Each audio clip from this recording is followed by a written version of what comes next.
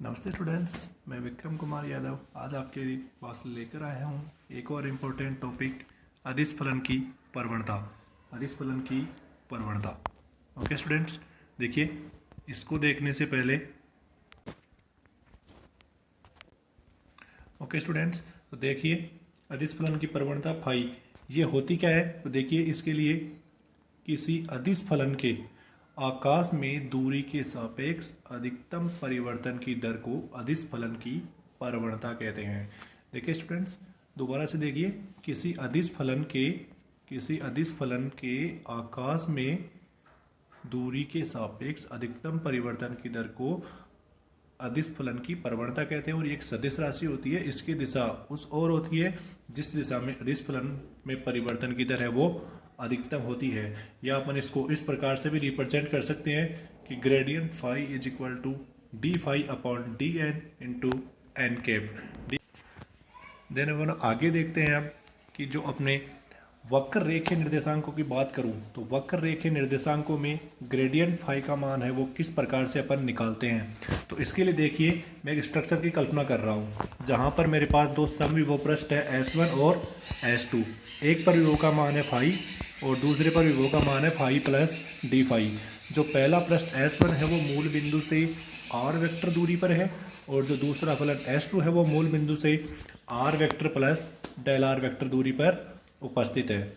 Then यहाँ से इस पहले पृष्ठ पर मैंने बिंदु ले रखा है P, वही है अपना बिंदु P जो मूल बिंदु से r दूरी पर है, और दूसरे पृष्ठ पर एक बिंदु ले लिया है मैंने Q जो मूल बिंदु से r प्लस डी आर दूरी पर उपस्थित है।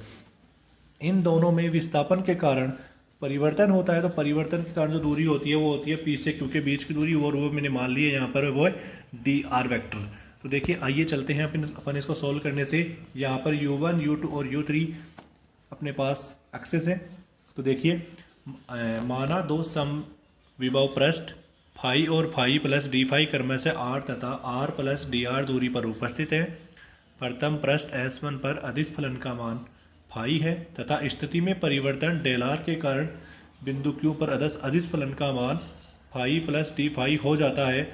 तो P व Q बिंदु के मध्य विस्थापन डी आर वेक्टर हो तो मेरे पास ग्रेडियंट फाई की या मैं अदिश फलन की प्रवणता से क्या कह सकता हूँ कि gradient phi is equal to D phi upon D N into N cap. यहाँ पर एन कैप है वो अपना स्थिति सदिश को रिप्रेजेंट कर रहा है, यहाँ पर एन कैप है वो अपना एकांक सदिश को। देन आगे देखिए स्टूडेंट्स, इस समीकरण के दोनों पक्षों को मैं यहाँ पर डी आर वैक्टर से अदिश गुणा करा देता हूँ, अर्थात डॉट प्रोडक्ट करा देता हूँ। तो gradient phi dot D R is equal to हो जाता है D phi upon D N into N cap dot D R, ये हो जाता है मेरे पास। देन अपन जानते हैं कि सदिश की क्वांटिटी से कि N cap dot D R होता है वो डी एन होता है। समीकरण दो की वैल्यू उठा करके समीकरण 1 में चिपका दो, अर्थात समीकरण 1 में रख दो। तो gradient phi dot D R vector is equal to D phi upon D N into D N. Then ये डी एन से डी एन अपना कैंसल आउट हो जाएगा, तो यहाँ से बच जाएगा gradient phi dot D R vector is equal to D phi. समीकरण 3 अपन वक्र रेखीय निर्देशांकों से जानते हैं कि जो डी आर वैक्टर है वो अपना होता है E1 H1 DU1 plus E2 cap S2 DU2 plus E3 cap S3 DU3। ये अपन वक्र रेखीय निर्देशांकों से जानते हैं। ओके स्टूडेंट्स,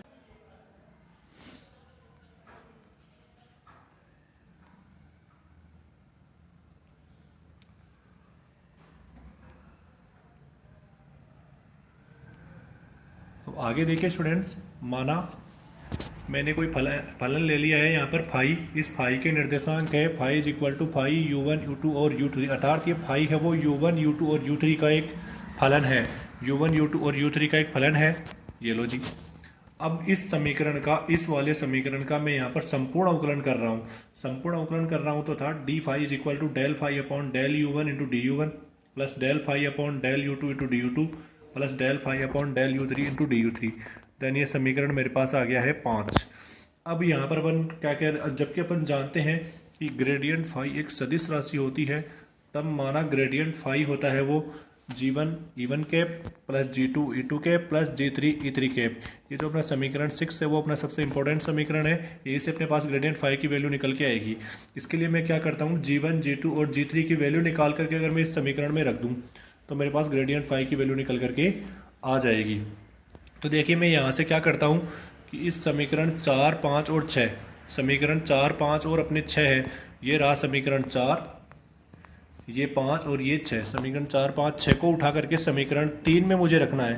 समीकरण 3 में रख दूंगा तो मेरे पास यहाँ से G1 G2 और G3 की वैल्यू निकल के आ जाएगी, और वो वैल्यू उठा करके मैं यहाँ पर समीकरण 6 में रख दूंगा तो मेरा काम आसानी से हो जाएगा। तो देखिए स्टूडेंट्स, यहाँ पर ये वाली वैल्यू उठा करके रख दीजिए। तो देखिए यहाँ से अगर मैं समीकरण इस वाले समीकरण से समीकरण 6 से वैल्यू उठा करके समीकरण 4 में रखूँ तो समीकरण 4 था अपना dr वेक्टर, वो था अपना h1 du1 E1 cap plus h2 du2 E2 cap plus h3 du3 E3 cap.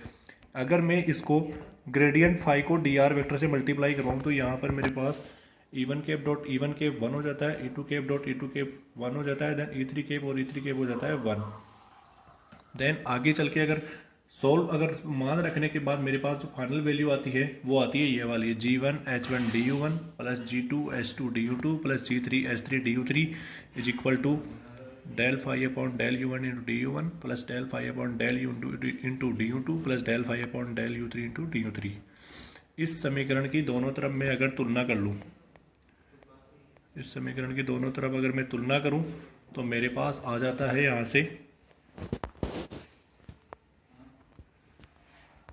मेरे पास आता है यहाँ से del phi upon del u1 is equal to G1 H1, तो यहाँ से G1 आ जाएगा 1 upon H1 del phi upon del u1। Similarly ऐसे ही अगर मैं यहाँ से इन दोनों की तुलना करना चाहूँ तो वो आ जाएगा del phi upon del u2 to G2 H2, then यहाँ से G2 आ जाएगा मेरे पास 1 upon H2 del phi upon del u2। ऐसे सिमिलरली G3 की वैल्यू निकालना तो del phi upon del u3 G3 H3 is equal to यहाँ से G3 आ जाएगा 1 upon H3 del phi upon del u3। समीकरण 7, इस समीकरण 6 में G1 G2 और G3 की वैल्यू में मुझे यहाँ से पुट आउट कर दूँ मैं। समीकरण 6 मेरे पास ये रहा, मेरे पास समीकरण 6, इस समीकरण 6 में G1 G2 और G3 की वैल्यू अगर मैं रख दूँ तो मेरे पास आ जाता है समीकरण 8, अर्थात मेरे पास यहाँ से ग्रेडियंट फाई की वैल्यू है वो निकल करके आ जाती है, और वो होती है E1 cap upon H1 del phi upon del u1 plus E2 cap upon H2 del phi upon del u2 plus E3 cap upon H3 del phi upon del u3, जो आ गया मेरे पास समीकरण 8। ये समीकरण अपना 8 ही है, वो लांबिक वक्र रेखे निर्देशांकों में अदिश फलन की प्रवणता को रिप्रेजेंट करता है।